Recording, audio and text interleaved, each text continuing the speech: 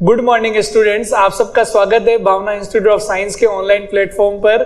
Student, जैसा कि हमने क्लास 12th बायोलॉजी की एक एनसीईआरटी सीरीज चालू कर रखी है, जिसके अंदर हमने अभी तक 8 चैप्टर्स डिस्कस कर लिया है, 9 चैप्टर डिस्कस कर लिया। आज हमारा नेक्स्ट चैप्टर स्टार्ट करेंगे स्टूडेंट, जो कि है बायोटेक्नोलॉजी एंड इट्स एप्लीकेशंस। इससे पहले स्टूडेंट आप सब हमारी प्लेलिस्ट पर जाकर जो इससे प्रीवियस चैप्टर्स उन्हें अच्छे से पढ़ लीजिएगा, ओके? फिर ये चैप्टर्स देखिएगा। Let's start our new chapter, biotechnology and its applications।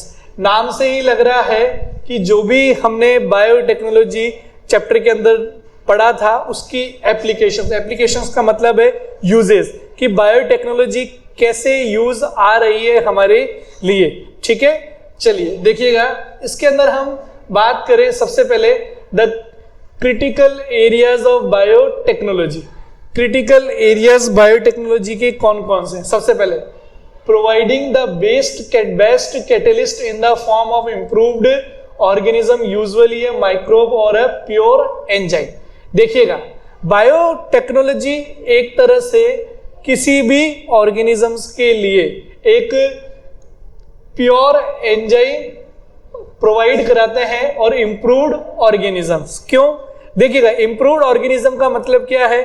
हमने बायोटेक्नोलॉजी के अंदर देखा था रेप्लिकेशन, है ना? मतलब एक नया रेप्लिकेशन के थ्रू रिकॉम्बिनेंट डीएनए बनाना। तो उस डीएनए से जो बनने वाला ऑर्गेनिज्म है रिकॉम्बिनेंट, तो वो क्या होगा? Improved organism. और उससे क्या हम एक्सट्रैक्ट करेंगे, मतलब जो उससे बनने वाले सब्सटेंसेस, यहाँ बात हो रही है किसकी? एंजाइम्स की। तो ये सब किसके वर्क हैं? बायोटेक्नोलॉजी के। Creating a optimal condition through engineering for a catalyst to act। भाई, हम एक optimum conditions provide करेंगे बायोटेक्नोलॉजी के लिए for a catalyst to act, जिससे कैटेलिस्ट की तरह ये अच्छे से काम करे और जो कोई कैटेलिस्ट है जो बायोटेक्नोलॉजी में यूज आ रहे हैं प्रोडक्ट्स बनाने में, वो भी सही से वर्क करे। Next, downstream processing technologies to purify the protein organic compound. देखिएगा, हमने बात करी थी लास्ट टॉपिक में, प्रीवियस लेक्चर में, downstream processing. Downstream processing technology के थ्रू हम प्यूरिफाई प्रोटीन या ऑर्गेनिक कंपाउंड्स का फॉर्मेशन करेंगे। Next, biotechnological applications in agriculture, very very important.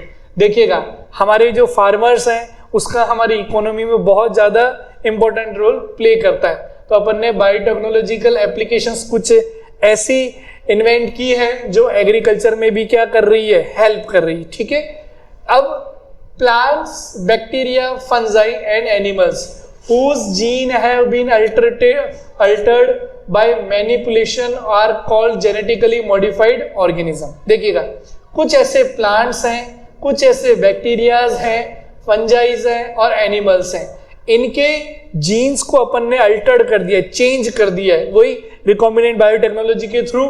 ठीक है, हमने चेंज कर दिया है। तो इससे जो डीए जीन को चेंज कर कर जो ऑर्गेनिज्म बने हैं उसी को अपन क्या बोलते हैं? GMO, genetically modified organisms. ठीक है, अब advantages of genetic modify in plants. देखो क्या क्या एडवांटेजेस है जेनेटिक मॉडिफिकेशन इन प्लांट्स में। सबसे पहले, made crops more tolerant to abiotic stress. हम जीएमओ के थ्रू ऐसी क्रॉप बना सकते हैं जिनसे अबायोटिक स्ट्रेस से उन्हें क्या मिले? रिलीफ मिले। मतलब कोल्ड, ड्रॉट, सॉल्ट, हीट, इनके ऊपर इतना इम्पैक्ट ना हो। Next, reduce reliance on chemical pesticide pest resistant crop. मतलब हम जीएमओ के थ्रू ऐसी क्रॉप्स बना रहे हैं जिन पर हम कम से कम पेस्ट का यूज करें या बिल्कुल ही पेस्ट यूज ना करें। ठीक है, रेजिस्टेंस मिल जाए। Help to reduce post harvest losses. देखो, हार्वेस्टिंग के बाद जो भी लॉसेज होते हैं उनसे भी क्या मिल जाएगी? हेल्प मिल जाएगी जीएमओ क्रॉप्स से। ठीक है, increased efficiency of mineral uses by plants जो मिनरल्स यूज लेते हैं उनकी एफिशिएंसी भी क्या हो जाएगी? बढ़ जाएगी, अगर हमने क्या बना लिए? जीएमओ। क्योंकि बैक्टीरिया वगैरह अनदर से तो अपन को क्या मिल गया है? टॉलरेंस मिल गया। Next, enhance nutritional value of food. हम जो भी फूड है मिलेगा उन क्रॉप से, उसकी न्यूट्रिशनल वैल्यू को क्या करेंगे? इनहेंस, बढ़ा देंगे। विटामिन ए इनरिच्ड राइस, जैसे ऐसी राइस बना ली है हमने जिसके अंदर विटामिन ई क्या है, ज्यादा है। ठीक है, ये एक एग्जांपल से टोमेटो का। ठीक है, यहां तक कोई डाउट किसी को भी? नेक्स्ट हम देखते हैं बीटी कॉटन। ये वेरी वेरी इंपॉर्टेंट है। ठीक है, क्लास 12 बोर्ड के पॉइंट ऑफ व्यू से बीटी कॉटन। ठीक है, अब देखिएगा बी यहाँ पर बेसिलस है थुरिंजिनेसिस। ठीक है, सम स्ट्रेन्स ऑफ बेसिलस थुरिंजिनेसिस। बेसिलस थुरिंजिनेसिस एक बैक्टीरिया है, उसके कुछ स्ट्रेन्स प्रोड्यूस प्रोटीन्स, ये प्रोटीन्स बनाते हैं दैट किल सर्टेन इंसेक्ट्स, जो कि इंसेक्ट्स को क्या करते हैं, किल करते हैं। Such as lepidopterans, tobacco budworms, armyworms. ये क्या क्या हो सकते हैं? लेपिडोप्टेरन्स, जिसे अपन टोबैको बर्डवर्म भी बोलते हैं या आर्मी वर्म्स भी बोलते हैं। और क्या हो सकते हैं? कॉलियोप्टेरेंस, बीटल्स एंड डिप्टेरेंस, जिन्हें फ्लाइज और मॉस्किटोस, है ना।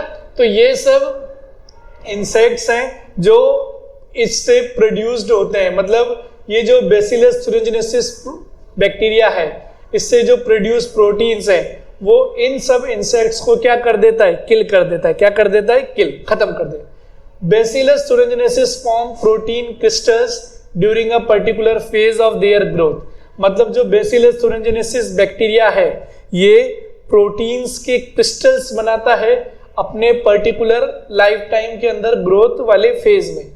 These crystals contain a toxin insecticidal proteins, और इन प्रोटीन्स के क्रिस्टल्स में टॉक्सिन इंसेक्टिसाइडल प्रोटीन्स होते हैं। मतलब ये प्रोटीन्स क्या कर सकते हैं, टॉक्सिन ऐसा रिलीज करते हैं जिससे इन इंसेक्ट्स की क्या हो जाए, डेथ हो जाए। ठीक है, these proteins are present in inactive prototoxin form. ये जो प्रोटीन्स हैं ये किसके फॉर्म में प्रेजेंट रहते हैं? इनएक्टिव प्रोटॉक्सिन के फॉर्म में, but become a active toxin in the alkaline pH of insect gut. लेकिन ये एक्टिव टॉक्सिन के फॉर्म में कहां पर रहते हैं? उस इंसेक्ट की गट के अंदर, जहां पर पीएच कैसी होती है, एल्कलाइन। कैसी होती है? Alkaline. The activated toxin bind to the surface of mid gut. जो एक्टिवेटेड टॉक्सिन होते हैं ये बाइंड करते हैं surface of mid gut epithelium cells and create a pores that cause cell swelling and lysis and eventually causes death of insect. मतलब insect की जो गट के अंदर जो प्रेजेंट रहेंगे, कौन? हमारे ये बैक्टीरियाज, सॉरी ये प्रोटीन्स। तो वहां पर क्या है, ये उसके अंदर सेल में स्वेलिंग करेंगे पोर्स होने की वजह से एपिथेलियम पर, और कुछ टाइम बाद वो क्या हो जाएगी, डेथ हो जाएगी, उसकी क्या हो जाएगी, डेथ। ठीक है, स्पेसिफिक बीटी टॉक्सिन जीन। अब इस प्रॉब्लम को दूर करने के लिए BT toxin genes were isolated from the Bacillus thuringiensis. अब यहां पर क्या है, बेसिलस थुरिंजिनेसिस बैक्टीरिया से अपन ने बीटी टॉक्सिन जीन को आइसोलेट किया है and genetically transferred to several plant such as cotton, और इसे हमने कॉटन प्लांट के अंदर ट्रांसफर कर दिया है। Crystal proteins are produced by a gene. अब ये जो जीन है बीटी जीन, ये क्या करेगा, क्रिस्टल प्रोटीन्स बनाएगा called a cry in Bacillus thuringiensis, जो कि क्राई कहलाता है किसके अंदर, Bacillus. The protein coded by gene cry एक and cry 2AB control the cotton bollworms. मतलब जो ये प्रोटीन कोडेड जीन है, कौन सा, क्राई 1 एंड क्राई 2AB, ये कंट्रोल करता है कॉटन बॉलवर्म्स को, कॉटन की जो बॉलवर्म्स होती है ना उनको। The protein coded by gene cry 1AB control corn borer, और जो प्रोटीन कोडेड जीन होता है कौन सा, क्राई 1AB, ये कंट्रोल करता है कॉर्न बोरर को। ठीक है, तो ये अलग अलग जीन्स हैं जो कंट्रोल करेंगे। ठीक है, अब इससे होगा क्या, इस बैक्टीरियल जीन की वजह से ये जो रेजिस्टेंस मिल जाएगा इन सब इंसेक्ट से। नेक्स्ट है पेस्ट रेजिस्टेंट प्लांट। ये तो बीटी कॉटन का एग्जांपल था। अब हम बात करेंगे पेस्ट रेजिस्टेंट प्लांट्स की, मतलब ऐसे प्लांट जिनसे पेस्ट रेजिस्टेंट होता है। सेवरल निमेटोड्स, ये एनिमल्स की एक क्लास है nematodes. Parasites, a wide variety of plants, जो कि बहुत ज़्यादा वाइड वेराइटीज है प्लांट्स की एंड एनिमल्स की, इंक्लूडिंग ह्यूमन बींग्स, ठीक है, जिसमें ह्यूमन बींग्स मतलब निमेटोड जो पैरासाइट हैं, किसके लिए, प्लांट्स के लिए, एनिमल्स के लिए और ह्यूमन बींग्स के लिए। अ निमेटोड मेलियोडिगाइना इंगोनिशिया, ये एक निमेटोड है, infects the root of tobacco plants, ये टोबैको प्लांट्स की रूट्स को क्या करता है, इन्फेक्ट करता है, and causes a great reduction in yield, मतलब जिससे क्रॉप प्लांट की यील्ड में बहुत ज्यादा रिडक्शन हो जाता है। Strategy based on RNA interference, RNAi, मतलब जो आरएनए इंटरफेरेंस है प्रिवेंट दीज इन्फेक्शन, ये क्या करते हैं, आरएनए इंटरफेरेंस इस इन्फेक्शन को क्या करते हैं, prevent. Process by which double standard RNA direct sequence specific degradation of mRNA, इसमें होता क्या है कि जो डबल स्टैंडर्ड आरएनए है ये इसकी जो स्पेसिफिक सीक्वेंस होती है mRNA की, उसे क्या कर देता है, डिस्ट्रॉय, क्या करेगा, डिस्ट्रॉय, ठीक है। नेक्स्ट, ये प्लांट्स के एग्जांपल से root nodules.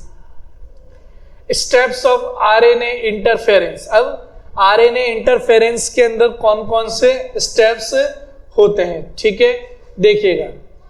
Double standard RNA is produce endogenously और एक्सोजीनसली, जो डबल स्टैंडर्ड आरएनए है ये प्रोड्यूस किया जाता है एंडोजीनसली और एक्सोजीनसली, दोनों ही तरह से।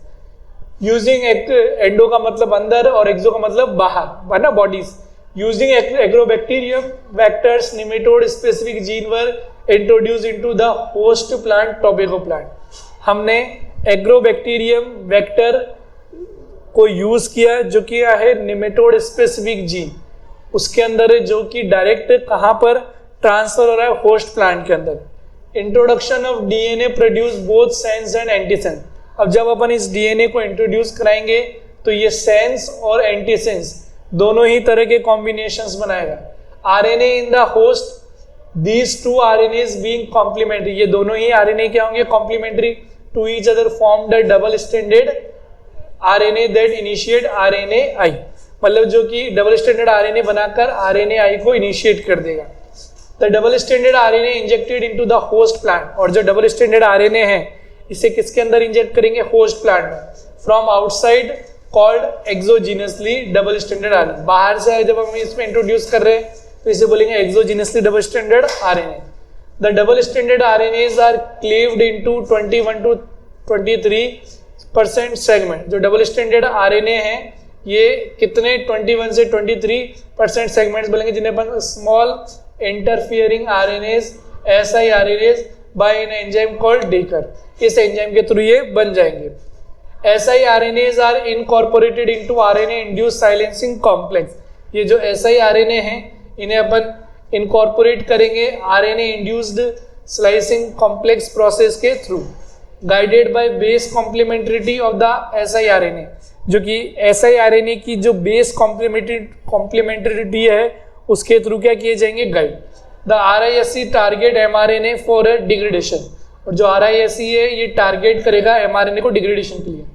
The consequence was that the parasite could not survive in a transgenic host, और इसका क्या कॉन्सिक्वेंस होगा कि जो पैरासाइट है जब इनके अंदर आएगा तो वो सर्वाइव नहीं कर पाएगा, क्योंकि आपने पूरा RNA ही चेंज कर दिया है, ठीक है।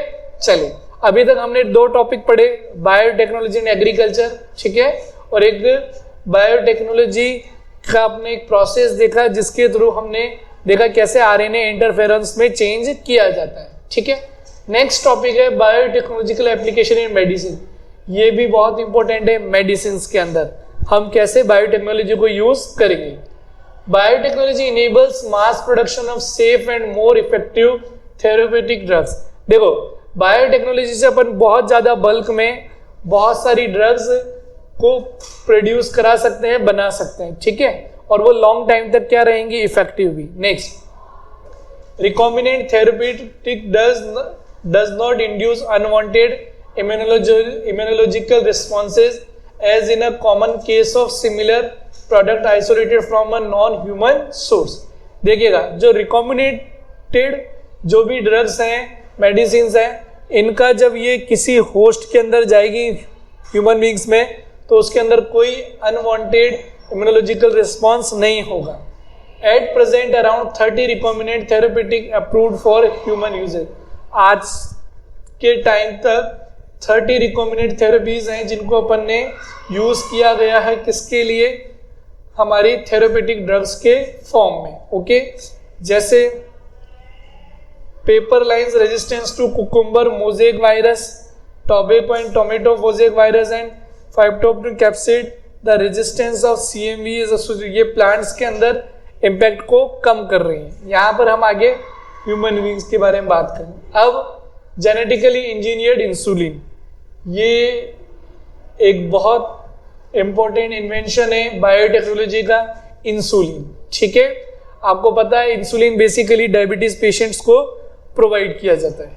Taking insulin at a regular interval of time is required for adults onset of diabetes. कोई भी जो डायबिटीज पर्सन होता है तो उसको रेगुलर इंटरवल पर क्या प्रोवाइड कराना होता है, इंसुलिन। ठीक है, previously these sources of insulin was the slotted cattle and pigs. देखिएगा, पहले बेसिकली जब हम जेनेटिकली इंसुलिन नहीं बनाया था हमने, उससे पहले हमने इंसुलिन कहाँ से लिया, कैटल्स और पिग्स से, उनके लीवर से, उनके पेनक्रियाज से हम क्या निकालते थे, इंसुलिन। ठीक है, this insulin caused allergy in some patient. अब ये जो इंसुलिन है ये कुछ पेशेंट्स में क्या करते थे, एलर्जी कॉज करेंगे। ईच इंसुलिन, अब इस प्रॉब्लम को दूर करने के लिए हमें मॉडिफाइड इंसुलिन, जेनेटिकली इंसुलिन बनाया गया। क्यों? क्योंकि बेसिकली ह्यूमन पॉपुलेशन ग्रोथ होने की वजह से इन डिजीज का भी क्या हो गया, बहुत ज़्यादा ग्रोथ बढ़ा, इनका ग्राफ बढ़ा है, और इस प्रॉब्लम के लिए हम इन एनिमल्स को किल कर रहे थे। तो ये भी एक तरह से क्या है, जितना इंसुलिन मिलना चाहिए उस प्रोडक्शन को कंप्लीट नहीं कर पा रहे। देन फिर हमने क्या बनाया, जेनेटिकली इंजीनियर्ड इंसुलिन। अब एक इंसुलिन का स्ट्रक्चर क्या है उसे हम डिस्कस करते हैं। Each insulin made of 2 short polypeptide chain. देखिएगा, insulin basically 2 short polypeptide chain का बना होता है। ठीक है, पॉलीपेप्टाइड है मतलब ये किससे बना है, अमीनो एसिड्स, मतलब इंसुलिन किस तरह का है, प्रोटीन नेचर का। Chain A and chain B, इसके अंदर 2 शॉर्ट पॉलीपेप्टाइड चेन है, तो फर्स्ट चेन को अपन बोल रहे हैं चेन ए और सेकेंड को chain B, that are linked together by disulphide linkage. जो दोनों ही चेन्स हैं ये आपस में किसके थ्रू लिंक्ड है, डाइसल्फाइड लिंकेज। ये एक इंपॉर्टेंट पॉइंट है कि इंसुलिन की जो दोनों चेन है ए और बी, वो आपस में किस बॉन्ड के थ्रू लिंक्ड रहती है, disulphide. Insulin synthesised in a pancreas as a pro hormone which is a single polypeptide. Insulin ही ऐसा हार्मोन है जो पेनक्रियाज के अंदर बन रहा है, जो कि सिंगल पॉलीपेप्टाइड है with an extra stretch called C peptide. और इस इंसुलिन के स्ट्रक्चर के अंदर कुछ एक्स्ट्रा स्ट्रेचेस भी होते हैं जिन्हें क्या बोला जाता है, C peptide. C peptide is remove during natural insulin. देखिएगा, जो मैच्योर्ड इंसुलिन होता है ना, तब ये सी पेप्टाइड क्या हो जाता है, रिमूव हो जाता है। इन 1983 इली लिली एन अमेरिकन कंपनी, एक अमेरिकन कंपनी थी इली लिली, जिसे 1983 में प्रिपेयर्ड 2 DNA, उन्होंने 2 DNA सीक्वेंसेस बनाए corresponding to A and B, जिसके अंदर क्या होते हैं, A and B chains of human insulin and introduce them in a plasmid of E coli. ये चेन्स ऑफ ह्यूमन इंसुलिन, ये ह्यूमन इंसुलिन की जो चेन्स हैं इन्हें इंट्रोड्यूस किया प्लाज्मिड में, किसके, of E coli, to produce insulin chain, जो आगे चलकर क्या बनाएंगे, insulin chain. Chain A and chain B produce separately. जो चेन ए है और चेन बी है ये सेपरेटली प्रोड्यूस हुई, extracted and combined by creating disulphide bond to form mature human insulin. इन्हें यहाँ से एक्सट्रैक्ट करके कंबाइन किया गया और आपस में जोड़ दिया गया, किसके थ्रू, डाइसल्फाइड बॉन्ड के थ्रू। ठीक है, ये एक तरह से क्या बन गया हमारा इंसुलिन। जैसे ये प्रो इंसुलिन है, ये ए पेप्टाइड, ये बी पेप्टाइड, इनको आपस में डाइसल्फाइड से अपन ने बाइंड किया और ये फ्री सी पेप्टाइड बन गया। ये हमारा एक डायग्राम है प्रो इंसुलिन से इंसुलिन का। ठीक है, नेक्स्ट जीन थेरेपी क्या होती है। ठीक है, देखिएगा नेक्स्ट टॉपिक हमारा है जीन थेरेपी। क्या होता है, gene therapy is an attempt to cure hereditary और जेनेटिक डिजीजेस। देखिएगा, जीन थेरेपी बेसिकली क्या है, यूज की जाती है कभी हेरिडिटरी डिजीजेस को ट्रीट करने के लिए, मतलब ऐसे डिजीजेस जो जनरेशन टू जनरेशन ट्रांसफर हो रही है, तो उनको ठीक करने के लिए हम बेसिकली क्या यूज लेते हैं, gene therapy. Genes are inserted into a person's cells and tissue to treat the disease. Genes को क्या किया जाता है, इंसर्ट किया जाता है किसी भी पर्सन्स में, उसकी सेल्स के अंदर, टिश्यूज में ट्रीट करने के लिए। The first clinical gene therapy was given in 1990 to a 4-year-old girl with adenosine deaminase deficiency. First time clinical gene therapy है ये 1990 में एक 4-year गर्ल जिसको एडिनोसिन डीएमिनेज डेफिशिएंसी थी उसको प्रोवाइड की गई थी, ठीक है। This enzyme is required for breakdown of deoxyadenosine into uric acid. ये एंजाइम किसके लिए रिस्पॉन्सिबल था, डीऑक्सीडिनोसाइन एंड को किसमें कन्वर्ट करने के लिए, uric acid. In the absence of ADA toxic deoxyadenosine is accumulated. जब एडीए की एब्सेंस होती है तो टॉक्सिक डीऑक्सी एडिनोसिन इसके अंदर आ जाता है and destroyed the infection fighting immune cells, और डिस्ट्रॉय कर देता है इन्फेक्शन फाइटिंग इम्यून सेल, मतलब इन्फेक्शन से फाइट करने वाली इम्यून सेल्स को called T cells and B cells, जिन्हें हम क्या बोलते हैं, टी सेल्स और B cells. This disorder is caused due to the deletion of the gene for adenosine deaminase in chromosome. ये डिसऑर्डर होता है due to the deletion of the gene, gene के डिलीशन होने से किसके, फॉर एडिनोसिन डीएमिनेज के, किसमें, chromosome के अंदर, ठीक है। नेक्स्ट की बात करें कैसे होगी ये थेरेपी, जीन थेरेपी, और सॉरी इसका ट्रीटमेंट क्या है। Treated by bone marrow transplantation. अब इसको हम ट्रीट कर सकते हैं बोन मैरो ट्रांसप्लांटेशन के थ्रू। एंजाइम रिप्लेसमेंट थ्योरी, हम एंजाइम रिप्लेसमेंट थ्योरी यूज ले सकते हैं, involving repeated injection of the ADA enzyme, जिसके अंदर हम कंटिन्यूसली एडीए एंजाइम के क्या करेंगे, रिपीटेड इंजेक्शंस प्रोवाइड करेंगे। lymphocytes from the blood of the patient are grown in a culture। lymphocytes from the blood of the patient, हम patients की जो lymphocytes है उनको कल्चर कराएंगे। A functional ADA cDNA is then introduced into these lymphocytes।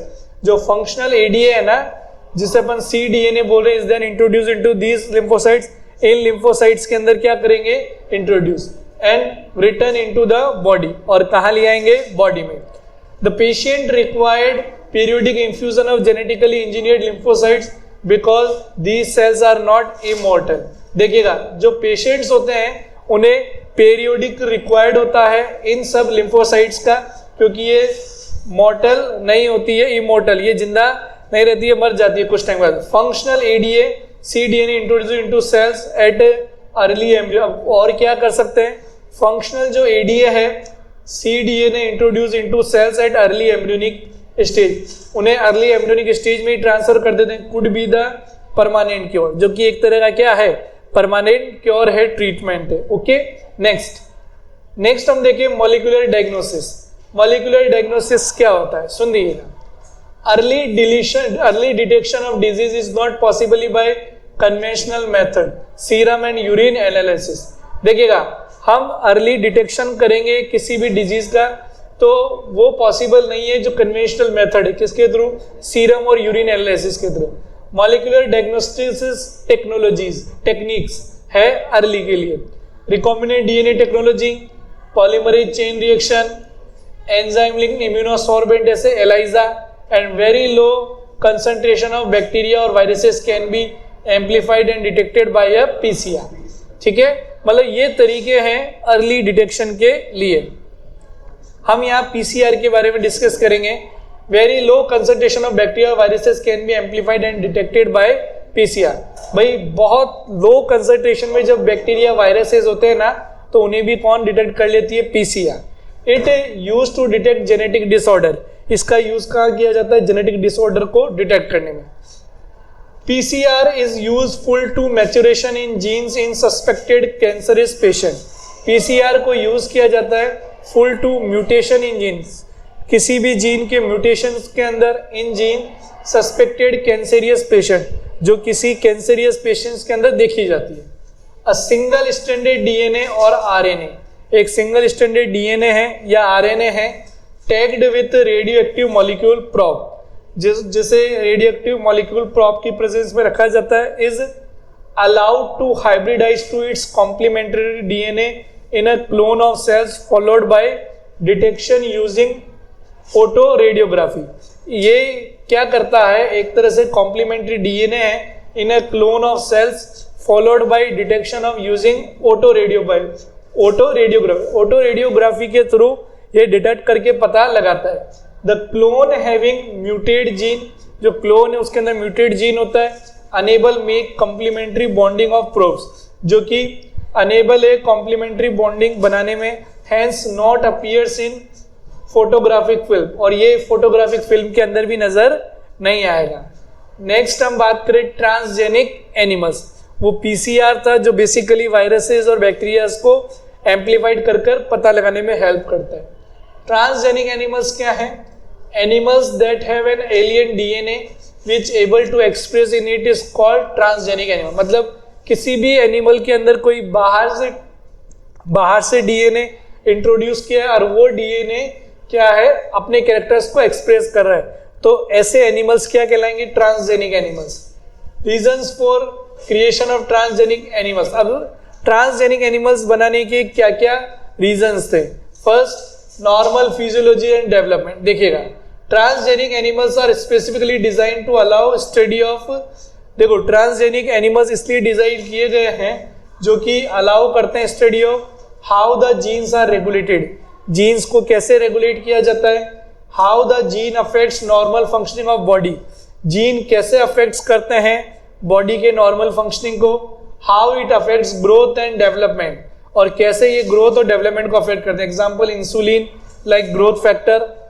The animals made transgenic to know the biological effect and result. जो animals हैं जिन्हें बनाया गया है transgenic to know the biological effect and result, वो उनके biological effect और इनके रिजल्ट के बारे में पता लगाते हैं। Next, study of diseases.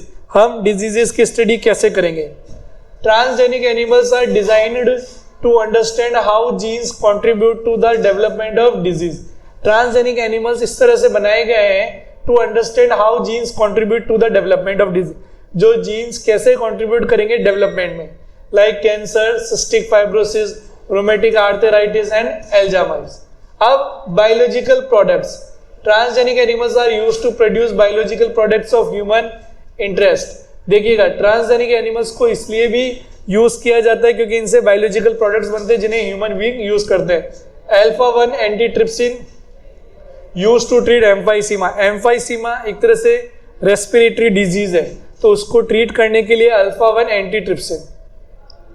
Proteins for treatment for PKU, phenylketonuria disease या सिस्टिक फाइब्रोसिस के ट्रीटमेंट के लिए प्रोटीन्स यूज किए जाते हैं। Transgenic cow Rosie produce human protein enriched milk. एक काउ है जिसका नेम है रोजी, जो कि ट्रांसजेनिक है, जिसको बेसिकली प्रोड्यूस बनाया था ह्यूमन प्रोटीन इनरिच्ड मिल्क। मतलब इसके थ्रू जो मिलने वाला मिल्क है उसके अंदर प्रोटीन कंटेंट बहुत ज्यादा है, लमसम 2.4 ग्राम पर लीटर।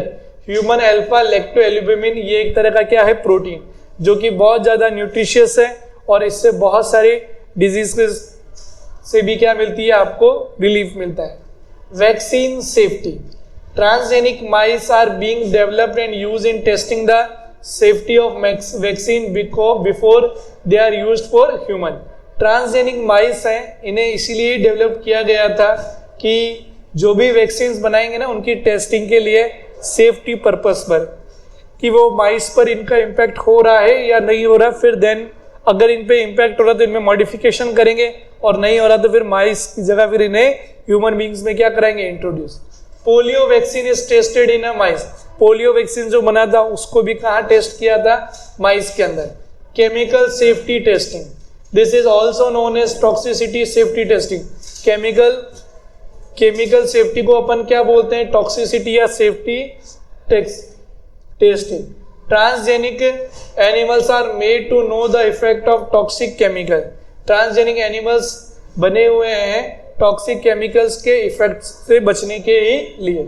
नेक्स्ट, इथिकल इश्यूज क्या होते हैं? GEAC, Genetical Engineering Approved Committee, sets up by Indian government. ये इंडियन गवर्नमेंट ने सेटअप की है, which will make decision regarding validity of GM research and safety of introducing GM microorganism for public services. देखिएगा, GEAC, Genetic Engineering Approved Committee, set up by Indian government. ये Indian government के through बनाई गई है, which will make decisions regarding validity of GM research and safety, जो कि decisions देती है और बताती है कि इन जो भी जेनेटिकली इंजीनियरिंग प्रोडक्ट है इनकी सेफ्टी के पर्पस के लिए, और इनमें अगर सेफ्टी से रिलेटेड कोई इश्यूज है तो उनकी फिर रिसर्च करके वापस उनको क्या करें, मॉडिफाइड करें, तभी वो ह्यूमन बींग्स और पब्लिक सर्विसेज के लिए क्या रहेंगे, available. A patent is the receipt granted by a government to an inventor to prevent other from commercial use of his invention. देखिएगा, पेटेंट एक राइट ग्रांट किया जाता है गवर्नमेंट के थ्रू। पेटेंट एक लॉ भी होता है, इसके अंदर क्या होता है कि जो भी इन्वेंटर है, मतलब जिस भी पर्सन ने उस पर्टिकुलर वैक्सीन है, मेडिसिन या कोई भी और थिंग है जिसे इन्वेंट किया है, तो सिर्फ वो ही यूज करेगा, विदाउट उसकी इन्फॉर्म परमिशन कोई और यूज नहीं कर सकता। ठीक है, चलिए, patent granted for biological entities and for products derived from them, these patent are called bio patent. ये जो पेटेंट्स हैं ग्रांट किए जाते हैं बायोलॉजिकल एंटिटीज के लिए and products derived from them,